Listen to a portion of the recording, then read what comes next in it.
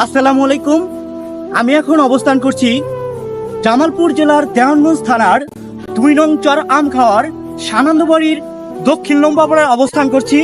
সুপ্রিয় দর্শক, আপনাদেরকে আমি আজকে দেখাচ্ছি আমাদের যে এই যে 2 নং চর আমখাওয়ার সানন্দবাড়ির দক্ষিণ লম্বাপাড়ার যে নদীতে মানুষের জনজীবন যে বিপন্ন হয়ে গেছে, আপনারা দেখলেই বুঝতে পারবেন। আমি প্রথমে জেলা প্রশাসক মহোদয় এবং ইউনো মহোদয়ের দৃষ্টি আকর্ষণ করছি। আপনারা আমাদের এই যে এই এলাকায় প্রায় 2000 মানুষ বসবাস করে। অলরেডি এখানে অনেক ঘর নদীতে ভেঙে যাচ্ছে। কথা হচ্ছে যে এই গরিব মানুষগুলো কোথায় যাবে? এখন প্রচুর জমির দাম, তারা কোথায় বসবাস করবে এবং তারা কোথায় বাড়ি নেবে? তাদের কাছে একটা কুড়িও টাকা নাই।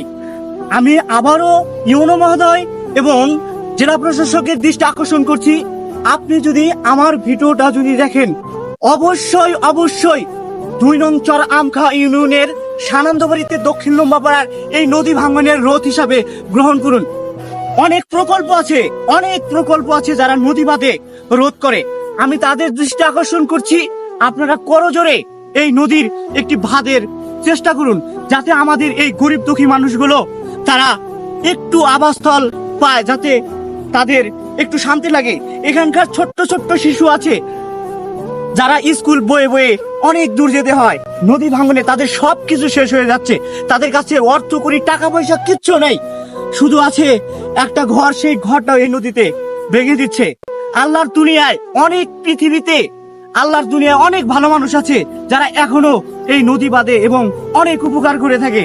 আমি তাদের সুদৃষ্টি আকর্ষণ করছি এবং আমি আবারও ইউনো মহোদয় এবং জেলা প্রশাসক মহোদয়ের কাছে সুদৃষ্টি আকর্ষণ করছি, আমাদের এই এলাকার উন্নয়ন এবং নদীর বেড়িবাঁধের জন্য অবশ্যই সুব্যবস্থা নিন। সুপ্রিয় দর্শক, আমি শেষ মুহূর্তে নদী ভাঙার কিছু অংশ বিশেষ দেখাবো, যেগুলো দেখলে আপনাদের হৃদয় এমনি কাঁদবে। দেখেন, এই যে নদী ভাঙার যেভাবে নদীগুলো ভাঙছে, নদী ভেঙে জীবন মানুষকে একদম বিপন্ন করে দিতেছে। এখানে মানুষ কিভাবে থাকবে? দেখেন, এই যে নদীগুলো ভেঙে, এখানে গাছ ছিল, এখানে বসত বাড়ি ছিল, বড় বড় গাছগুলো ভেঙে একদম নদীর সাথে পড়ে গেছে। এই যে এখানে সুপারি গাছ ছিল, সুপারি গাছগুলো ভেঙে একদম পড়ে গেছে। এখন পর্যন্ত জেলা প্রশাসক মহোদয়, ইউনো মহোদয় এখন পর্যন্ত এখানকার কোনো পদক্ষেপ নেয়নি। পদক্ষেপ যদি না নেয়, এখানকার মানুষগুলো কেমনে বসবাস করবে বা এরা কিভাবে এখানে অবস্থান করবে? এদেরকে আমি বলছি যে এদের কাছে কোনো টাকা পয়সা কিচ্ছু নাই। এই নদী থেকে যদি তাদের আবাসস্থল ভেঙে যাচ্ছে, তারা এখন কোথায় যাবে? আমি আবারও সুদৃষ্টি আকর্ষণ করছি জেলা প্রশাসক মহোদয়ের কাছে, আপনি অতি শীঘ্রই এর একটি পদক্ষেপ নিন। দেখেন, এখন এই যে পরিস্থিতিটা আছে, এই জায়গাগুলা ভেঙে একদম আবাদি জমিগুলো ভেঙে শেষ হয়ে গেছে। কিচ্ছু নাই, এখানে কিচ্ছু নেই, সব শেষ হয়ে গেছে। এখানে কিছু অল্প কিছু টাকা দিয়ে কিছু মানুষ সহায়তা করে, গ্রামের কিছু মানুষ সহায়তা করে, এই যে উপরে দেখতে পাচ্ছেন যে বস্তা আছে, এই বস্তাগুলো দিয়েছে, যাতে এখানে স্রোত যদি পড়ে এই বস্তাগুলো এখানে দিবে, যাতে এখানে না ভাঙে।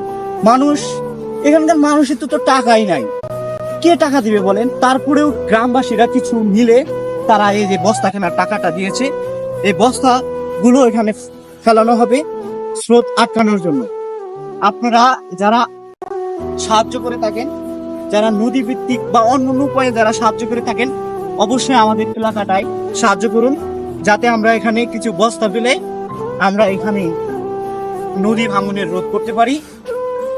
সবাই ভালো থাকবেন, সুস্থ থাকবেন। আল্লাহ হাফেজ।